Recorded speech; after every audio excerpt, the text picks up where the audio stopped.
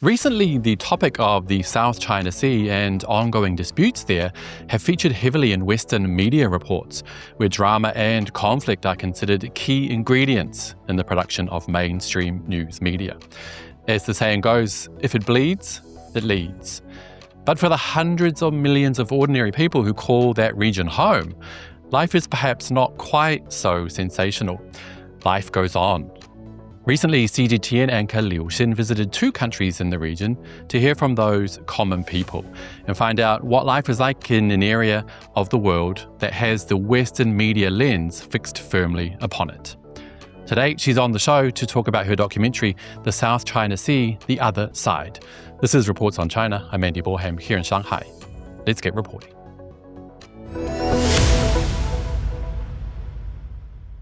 This week, CGTN's Liu Xin released a novel and touching documentary on the South China Sea, one decidedly less sensational than we're used to seeing on our television screens. Now, you can watch that documentary for free at the link below this video, but before you do that, let's have a quick chat with Xin herself. Liu Xin, welcome back to the show.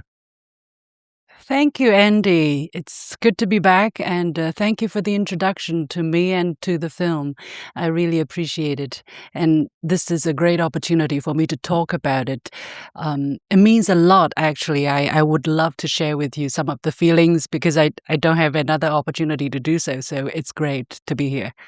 It's really good to have you here. So I really enjoyed your documentary, which, as the title suggests, really gave me a look into the other side of the South China Sea story. Now, as you outlined in the film, the area, it's usually framed by Western media as one of conflict, tension, and drama. But what you found told a completely different story, and it was that of ordinary people. So I was wondering, was your journey as much as an eye-opener for you as it was for me? Absolutely. And it was mind-blogging as well, in a sense that normally, because I tackle very hard, very difficult topics, very sensitive subjects, and often I go up front, to tackle the ugliest conflicts or controversies. And this time, of course, this was, we prepared for this for a long time, and they were like, okay, LiuXin, why don't you go to Southeastern Asia, Malaysia, Indonesia, these countries to talk about the South China Sea conflict? And my first reaction was like, why these countries? Because these countries, you don't hear so much. They're not in a hostile, conflicting, confrontational relationship with China. Why do you go there? What do you do there? If you want to talk about the South China Sea controversy or disputes, go to the Philippines. But then it would be extremely difficult, right? Because would they let you in because you're trying to, put up a kind of a different opposing argument. So in the beginning, for a long time, while we prepared, I was very hesitant. I was like, how do I do this story? And are these soft human and positive human interactions, do they have the power to counter the very sensational, very hard-hitting, as you said, the bleeding but leading narrative or perspective. But nevertheless, we decided to give it a go. And I remember while we were preparing for the paperwork, I said, look, my mission is to make make a good, positive story popular. And that is the challenge. So we try to do that.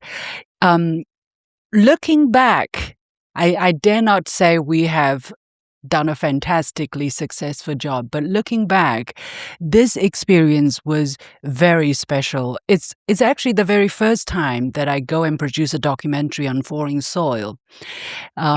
And I all the time we were producing, because, all of these hard topics were about China. So we would go on site and, review the reality and the truth.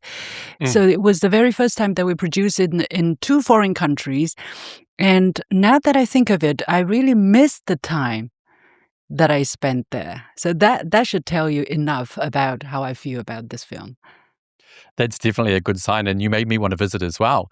Now, a big aspect of your documentary focused on the positive impact China has had on those regions that you visited, not just recently, but also way back during the time of Zheng He, the Chinese explorer who traveled to so many parts of the world during the Ming Dynasty. What kind of impact did Zheng have in the South China Sea region that remains today? I brought back, for instance, a small souvenir. By the way, it was extremely packed trip. We had 6 days for 2 countries, so all the time we were traveling. You saw me eating in the film all the time, everywhere I went. That was the real Andy, meal. That was like the only real meals, but the camera was on. So I was like, okay, this is great, that's great, but I still had to, I was working. And by the end, I tasted everything. For instance, the Nyonya cuisine. At the end, when the camera stopped rolling, I was like, what did I eat? You must have this feeling, when you're working, it feels different because you're not able to relax. You cannot savor it altogether. Yeah, you cannot enjoy it. But and then besides these 3 times when I was eating real meals, but working, I was almost every meal we were eating on the bus or, going from place to place. So, yeah, that's why I was particularly hungry every time. I was being very honest. I was hungry. But it was just eye-opening to see a different culture. Because we know Zheng He, this is such an household name in China. But exactly how he has influenced the culture, exactly how deep is the legacy we didn't know, I didn't know until we were there this time. I mentioned the Nyonya, for instance. It's actually a subculture, which is very interesting. There's a group of people who are descendants of mixed marriages between Chinese immigrants as a result of Zheng He's expeditions with local communities. So they have, and over the centuries, 600 or so years, that has changed the local culture. So there is a unique combination of Chinese and Southeast Asian flavors in terms of clothing. For instance, this is the kind of clothing they would wear. It's so fascinating because it is all fitted for the humid and hot, local climate, but also has Chinese style and characteristics. For instance, the flower pattern, the embroidery, and it's so. Think about Chinese food, sweet and sour fish, for instance, Andy, with Southeast Asian spices. Assam, skin, everything has that touch, or lemongrass, or the most representative is okay. I shouldn't spoil it here because then people wouldn't know what's in the film. They need to go and see it because there's a lot of food in the film that you enjoyed. And there's one that is so fantastic, so eye-opening, if I can use that word. You would never imagine. It's so simple, but there's such a rich flavor to it, and it's easily replicable. So, but there's a precondition. I'm not going to let it out here. So watch the film. You know what I'm talking about. And I was really hungry. Now, Nyonya cuisine is actually really popular in New Zealand as well. So I didn't know the history of it. So that's interesting. Yeah. But these kind of stories that really add a human dimension to the world, which otherwise risks being framed solely using, the negative and sensationalist Western media lens. Now, how important is it then to tell these stories and share them with the world?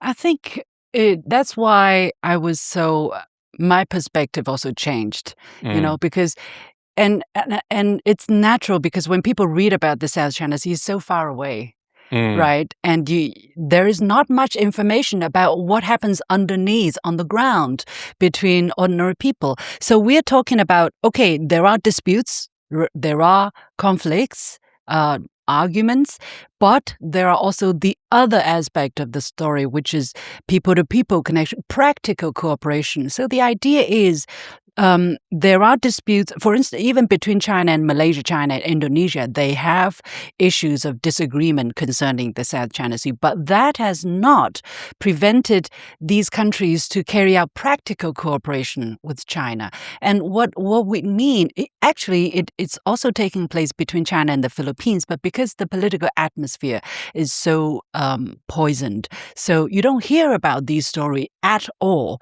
Even so, the story is actually very multidimensional and very nuanced. That's what we try to do is to tell people there are other very concrete stories which touch people on both sides, and let's give them some time and think about the kind of impact and why. So, what kind of impact this kind of cooperation is having, and why China is able to work with these countries despite the differences. So we went to, for instance, a port infrastructure cooperation project in Malaysia. We went to an environmental protection initiative in Indonesia as a result of local investment in the power generation industry, is to show people what's really happening on the ground and how ordinary people react to big international headlines, what touches them.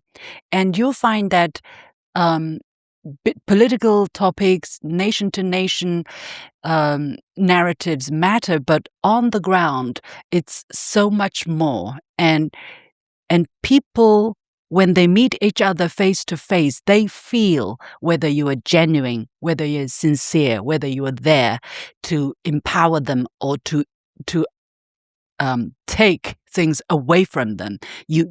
There it gets very real. And I want to bring the camera to these scenarios, to these places, control rooms, living rooms, dining table, home, and show it to let the audience see for themselves whether the interaction between Chinese actors and their local counterparts are genuine, out of goodwill. People will be able to judge for themselves. I don't want to tell them what I think. You will see. I believe we have done a reasonably good job to provide an objective angle and channel for people to come to these conclusions. And that's what it should be about, I think, is media putting across two sides and people can judge for themselves. But it so often does not happen in these stories in Western media. Now, you touched on the Philippines, and I just have one more question for you today, Xin. So according to Western media reports, at least, one of the biggest conflicts in the South China Sea region today is that between China and the Philippines. So would you one day, and I know you said it might be difficult, would you one day like to visit there, perhaps find some similar stories, maybe a part 2 for your documentary? I wouldn't say no. It would be fascinating to hear, because on a political level, on a public narrative level, you hear a lot of very confrontational, very, how shall I say, critical comments from the political establishment, even from the media, from the Philippines. But deep down, what do the ordinary people say? How do they perceive this issue?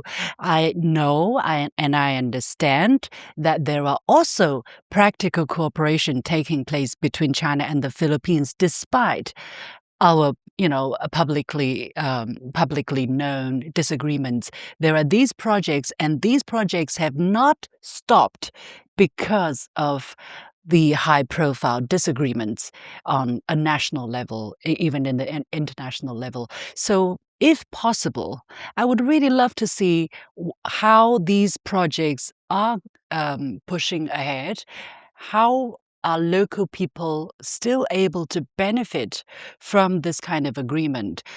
Because I believe relations between countries are not one-dimensional.